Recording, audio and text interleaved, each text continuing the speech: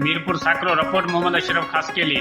जश्न आज़ादी के हवाले से football match Azad football club के अगवान सैयद आसिफ शाह गर्देजी, सीनियर उस्ताद साईं अब्दुल करीम प्यासी, साईं इस्माइल कच्छी, नूर हसन खासकेली, हमजा बलोच, मीर मुख्तार आरफानी, मंजूर शेख ऐं ॿियनि जी अॻुवाणी में football match Azad football club के ग्राउंड ते मीरपुर साकरो में मुनक़द कयो वियो। फुटबॉल मैच जो chief guest town committee Mirpur Sakro chairman Iqbal Ahmed Khaskheli, senior Safi Yousuf Shaheen, general councillor Ejaz Ali Khaskheli, Ali Ahmed Baloch, Mir Khaskheli, Mumtaz Khaskheli, Parvez Ayaz Gabol, Parvez Khaskheli, Shahzad Khaskheli, Mohammad Ashraf Khaskheli साथिन समेत खसूसी तौर शिरकत कई।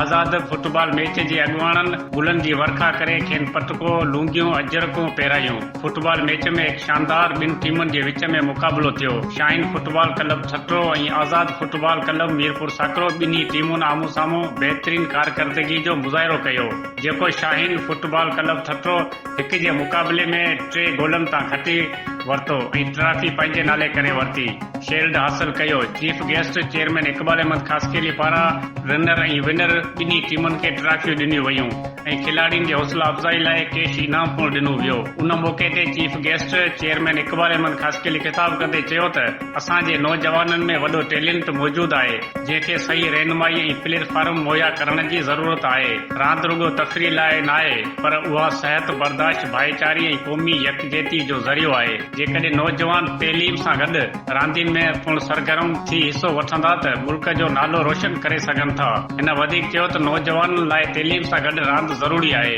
मुंहिंजो साथ तव्हां सां गॾु आहे ऐं रहंदो। सां गॾोगॾु उहा मुंहिंजी बि टीम आहे, उहा टीम इकबाल अहमद खासकेली जेका आहे उन जा बि मेंबर आहिनि।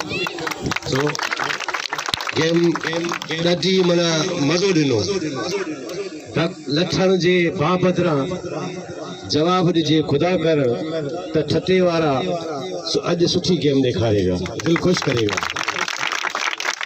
काफ़ी अरसे खां पुठियां मैच त काफ़ी आउं ॾिसंदो रहंदो आहियां हिते, ऐं काफ़ी महिमान ख़ास थी ईंदो रहंदो आहे, पर अॼु जेका आहे मूं ॿियो हाफ अची ॾिठो, हुन में साकरे टीम बि तमामु सुठी परफॉर्मेंस ॾेखारी, पर छटे जी टीम जेका आहे उहा सवेरे चयमि लठ भा बदिरां जवाब खुदा कर त छटे टीम जेका उहा अॼु थोरी सवाई। तो बहरहाल आउं साकरे जे दोस्तनि खे बि इहो गुज़ारिश कंदुसि त इहा एक्टिविटी जारी रखो।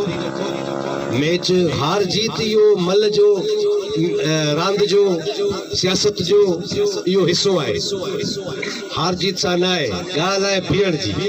तव्हां बीठा आहियो, तव्हां स्पोर्ट्स खे संभाले